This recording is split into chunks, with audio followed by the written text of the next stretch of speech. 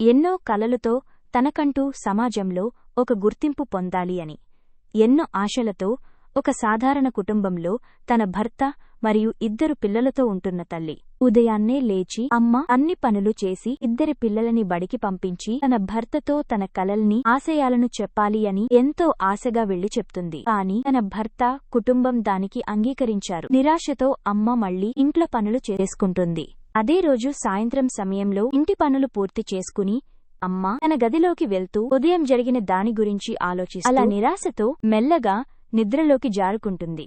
అదే సమయానికి కన్నయ్య బడి నుండి తిరిగి ఇంటికి వచ్చి అమ్మను చూశాడు. రోజంతా మాకోసం ఎంతో కష్టపడి అమ్మ అలసిపోయింది అనుకోని అమ్మ నిద్ర డిస్టర్బ్ అవ్వకూడదని కన్నయ్య గుమ్మం దగ్గర కూర్చుని ఎవరూ రాకుండా చూస్తూ ఉంటాడు. అమ్మ నిద్రలో ఏదో కలవచ్చి తుళ్లిపడుతూ గడియారం వైపు చూసి కన్నయ్య వచ్చే సమయం అయినది అని కంగారుగా బయటికి రాగా గుమ్మం ముందు అమ్మకి కాపలాగా కూర్చుని ఉన్న కన్నయ్యను చూసి కంటనీరుతో గుండెల నిండా బరువుతో వెళ్లి కన్నయ్యను గుండెలకు హత్తుకుని ఎన్ని బాధలు, నిరాశలు అయినా తన పిల్లల కోసం ఎదుర్కొని ముందుకి సాగాలి అనుకుంటుంది.